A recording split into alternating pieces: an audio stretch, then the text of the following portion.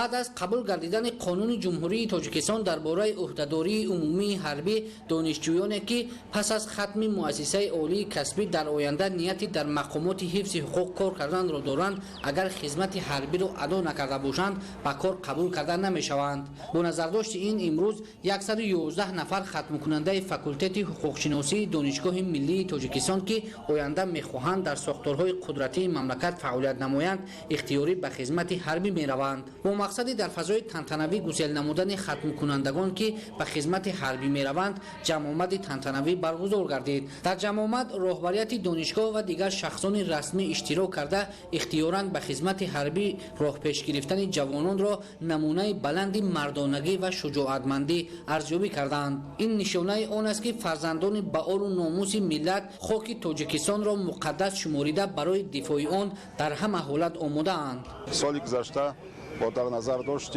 وضع کنونی جهان قانون نوی جمهوری تاجیکستان درباره عهدهداری عمومی حربی قبول گردید که یک قطار طلبات ها را برای شهروندان جمهوری تاجیکستان پیش بینی نمود. از جمله در اساس قانون مذکور نسبت به دانشجویانی که بعد از ختم مؤسسه تحصیلات عالی کسبی نیت کار کردن در ساختارهای حفظ حقوق از جمله مقامات پروکراتوره، سود، مقامات گمرک، اگنتی نظارت دولتی مبارزه با کرپسیا و خدمات اجرا دارند، تنها بعد از ادای خدمت حربی آنها حقوق پیدا می‌کنند که به کار به مقامات مذکور قبول کرده شوند. بار نخست در جمهوری تاجیکستان از جمله تعداد زیادی دانشجویان فاکولته حقوق شناسی دانشگاه ملی تاجیکستان عزم و اراده مستقلانه اظهار کرده شد برای خدمت در صف قوای مسلحه جمهوری تاجیکستان. مورد ذکر است که از جانب ریاست دانشگاه ملی تاجیکستان برای ختم کنندگانی که با خواهش خود برای ادای خدمت حربی کمر بسته‌اند برای سپردن امتحان‌های ختم امتیاز داده شده است. در نوبت اول ختم کنندگان فاکولته حقوق شناسی از امتیازها بهره ور گردیدند. بعد سربلندانه ادا نمودن خدمت حربی آنها امکان پیدا می‌نمایند که بدون سپردن امتحان به زینه ماجستراتوره قبول کرده شوند. در آینده نیز از حساب دیگر ختم کنندگانی که خواهش اختیاراً به خدمت حربی رفتن دارند سپردن امتحان ختم در دایره امتیازهای مقرر گردیده صورت میگیرد. اشتراکچیان ضمن سخنرانی مقدس بودن وطن و از حتمی بودن خدمت حربی یادآور شده به جوانان در ادای خدمت صبر و تحمل، شجاعت و دلیری، بردباری و سربلندی و مظفریت بی‌نظیر تمنا کردند. حکومت مملکت جهتی باز هم رشد دادن و فراهم ساختن شرایط سازگار برای سربازان و افسران شجاع وطن پیوسته تدبیرهای مقصدناک اندیشیده ایستاده است که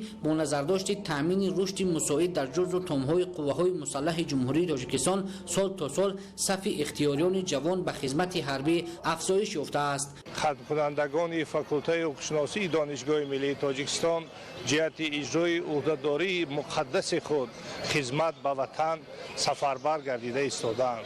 باید تاکید نمود که پیشوای ملت محترم امام علی رحمان در همه سخنرانی‌های خود تاکید می‌نمایند که امروز باید هر یک جوان وطن دوست باشد و تندرستی ifade در حرکت‌های گوناگون، عمل‌های گوناگون از جمله سری وقت با خواهش خود رفتن به خدمت حربی است.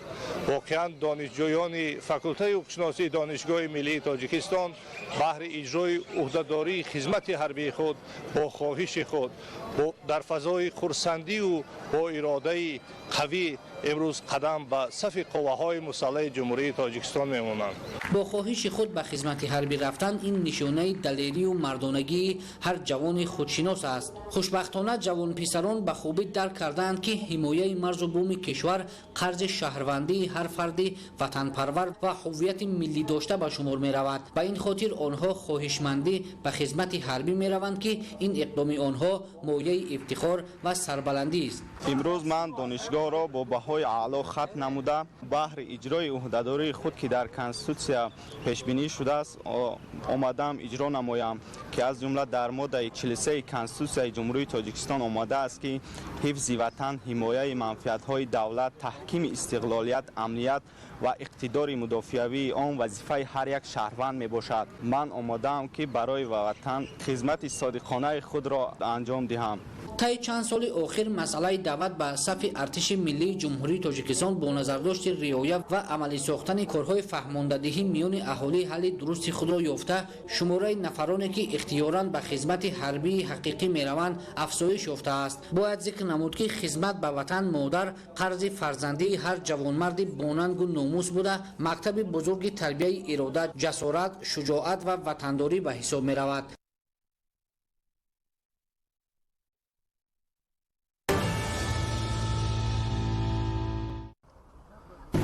در دانشگاه دولتی تجارت تاجیکستان دوری دانشگاهی آزمون جمهوریوی فروغ صبح دانایی کتاب است برگزار گردید. هیئت حکمان دوری عمومی دانشگاهی آزمون جمهوریوی فروغ صبح دانایی کتاب است اشتراکچیانی را که نتیجه بلند را صاحب گردیدند برای اشتراک به دوری نوبتی پیشنهاد نمودند. مورد به ذکر است که برای راه یافتن به دوری عمومی دانشگاهی اشتراکچیان در دوری فاکولتوی آزمون شرکت ورزیده، از میان آنها 11 نفر به دوری دانشگاهی راه یافتند. در دوره فاکولتی‌ها زیاده از 30 پویزی دانشجویان اشتراک کردند که امروز با دوره دانشگاهی 11 نفر اشتراک دارند. در دوری دانشگاهی آزمون جمهوریوی فروغ صبح دانایی کتاب است هیئت حکمان، استادان و دانشجویان، اسپیرانتان و ماگستران، عنوانجویان و دکترانتان اشتراک نمودند. میان 11 نفر از داوطلبان آزمون در قطار دانشجویان همزمان استادان کافدرهای دانشگاه نیز اشتراک فعال داشتند که این از فراگیری عمومی آزمون درک می‌دهد.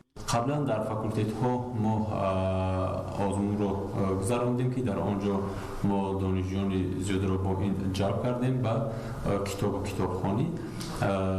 دوره دو فاکولتی‌ها یعنی که با آخر است 11 نفر با راه یافتن به دوره دانشگاهی که از آنها 3 نفرش آموزگاران کافدرهای دانشگاه میباشد و با خود دانشجویان شرکت ورزش میکنند در آزمون رسمیدان کتاب. مدت 4 سال آزمون حدود 4500 نفر از استادان و دانشجویان دانشگاه در دورهای مختلف آزمون جمهوریوی فروغ صبح دانایی کتاب است شرکت ورزیدند. امسال باشد شماره داوطلبان در دوره فاکولتوی آزمون 1600 نفر را تشکیل داده است. دوره از نظامنامه آزمون برمیآید آن با مقصد بلند برداشتن ذوق کتابخوانی، تقویت نیروی ذهنی، دریافت چهره‌های نوی سخنور و سخندان، ارج گذاشتن به ارزش‌های ملی فرهنگی، انکشاف قابلیت ایجادی، تحکیم احساس خودآگاهی و خودشناسی، تکمیل ذخیره لغوی، تقویت جهان معنوی دایر می‌گردد. امروز استادان و تعلیم گیرندگان دانشگاه از روی نامیناتسی‌ها برآمد نموده هنر و استعداد ذهنی خود را در این سبقت معدنی آزمودند. نتیجه دوره اول آزمون به رسمیت درآورده شده با امضای رئیس و اعضای هیئت حکمان تصدیق و